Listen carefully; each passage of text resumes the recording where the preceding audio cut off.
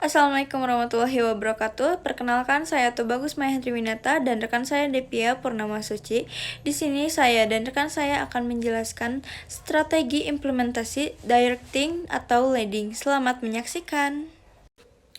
Oke, yang pertama ada directing. Directing atau yang sering disebut juga pengarahan merupakan salah satu fungsi dari manajemen fungsi.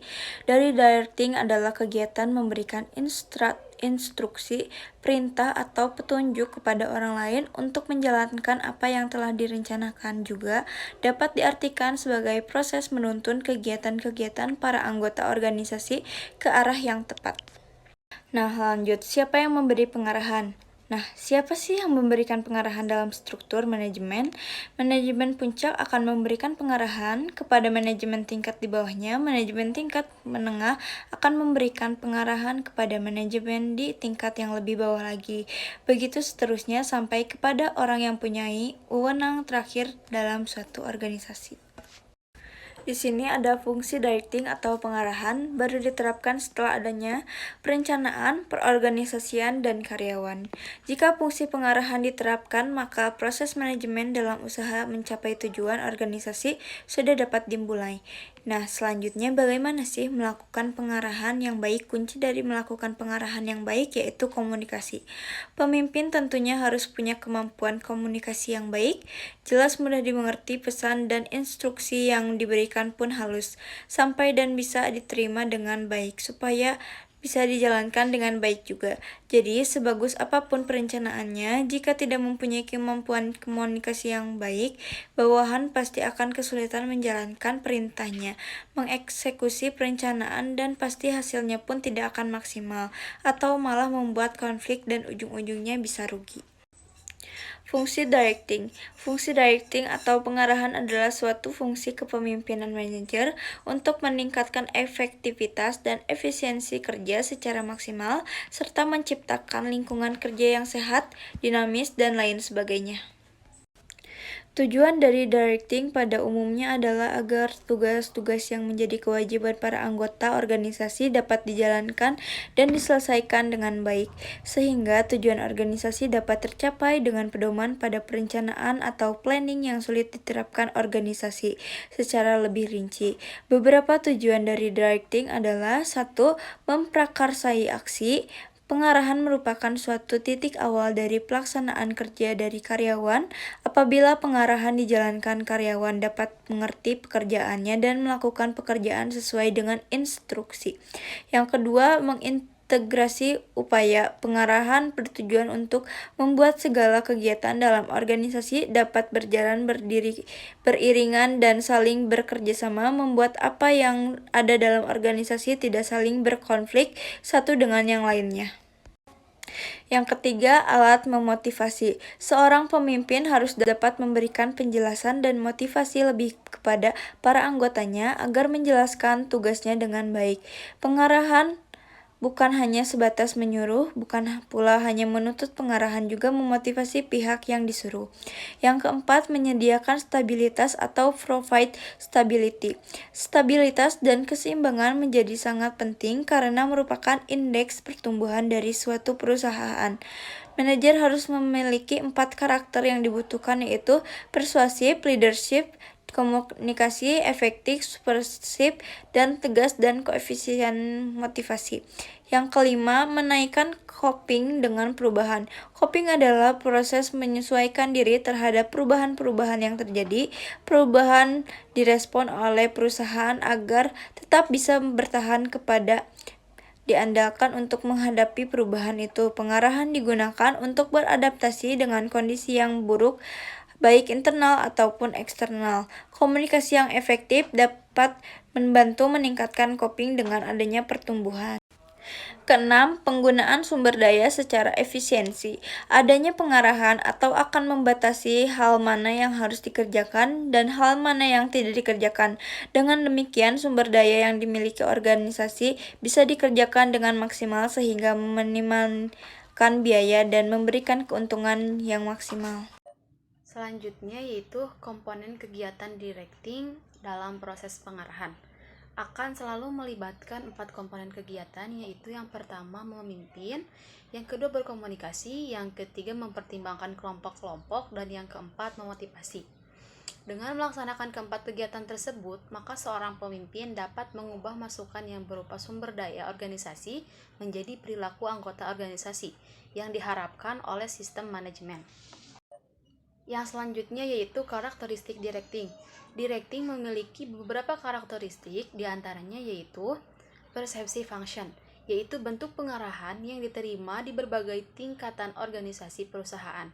Jadi setiap atasan atau setiap manajer memberikan petunjuk kepada masing-masing bawahannya.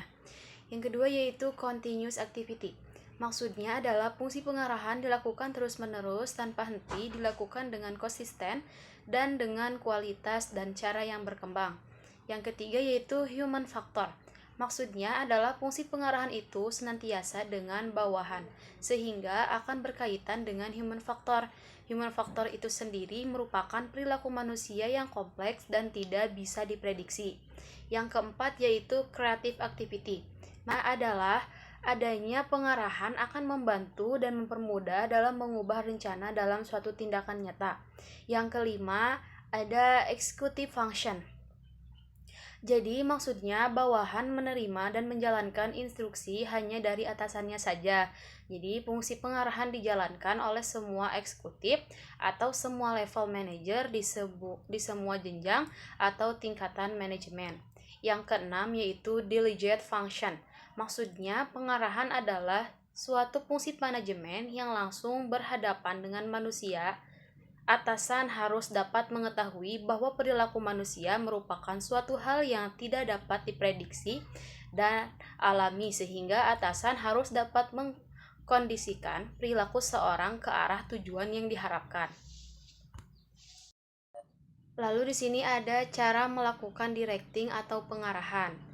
Agar pengarahan dapat berjalan baik, pastinya dibutuhkan kepemimpinan atau leadership yang baik. Selain itu juga dibutuhkan suatu kerjasama yang baik untuk menghindari terjadinya pertentangan atau paling tidak meminimalisir potensi pertentangan yang dapat berujung pada konflik. Di sini ada cara untuk melakukan pengarahan. Yang pertama, orientasi-orientasi merupakan cara pengarahan dengan memberikan informasi yang perlu supaya kegiatan dapat dilakukan dengan baik. Yang kedua yaitu perintah. Perintah merupakan permintaan dari pimpinan kepada orang yang berada di bawahnya untuk melakukan atau mengurangi suatu kegiatan tertentu dan pada keadaan tertentu pula. Yang ketiga, delegasi wewenang. Delegasi wewenang merupakan pelimpahan sebagian wewenang yang dimiliki oleh pemimpin pada bawahannya.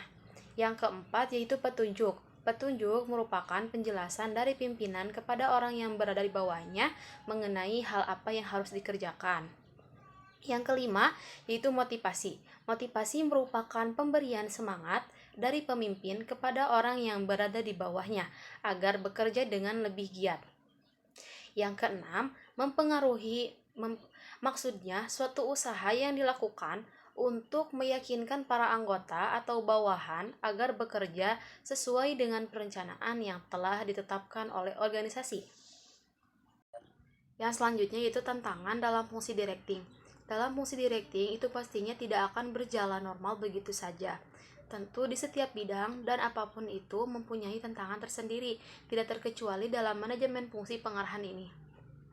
Tantangan diantaranya yaitu yang pertama, tingkah laku manusia atau human behavior. Perilaku manusia pasti beda, demikian juga perilaku antara setiap individu dengan kelompok. Perbedaan tingkah laku ini jika tidak dapat dikelola dengan baik akan menjadi hambatan dalam pengarahan. Yang kedua yaitu hubungan manusia. Hubungan manusia ini maksudnya adalah hubungan antara individu dengan kelompok. Dalam wadah organisasi, setiap anggota organisasi pastinya akan berhubungan satu sama lain dengan membawa urusannya masing-masing.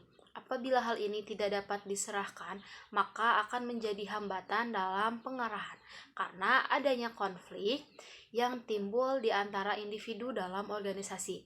Yang ketiga yaitu kepemimpinan. Kepemimpinan ini merupakan gaya seseorang dalam memimpin. Kepemimpinan seseorang, terutama pada manajemen puncak, akan menentukan berhasil atau tidaknya suatu pengarahan. Yang keempat, komunikasi.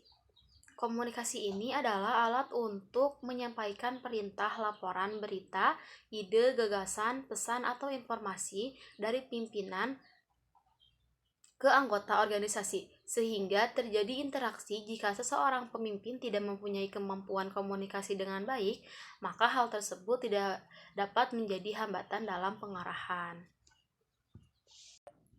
Yang terakhir yaitu kesimpulan. Fungsi directing dalam manajemen itu merupakan salah satu fungsi yang sangat diperlukan, karena fungsi ini memberikan bimbingan, arahan, dan petunjuk kepada anggota lainnya untuk memiliki rasa tanggung jawab terhadap tugasnya masing-masing. Terima kasih telah menyimak video presentasi kami tentang strategi implementasi directing. Kami berharap informasi yang kami sampaikan dapat memberikan wawasan yang bermanfaat dan membantu Anda dalam mengaplikasikan konsep directing secara efektif dalam organisasi Anda. Sampai jumpa pada kesempatan berikutnya. Terima kasih dan salam sukses.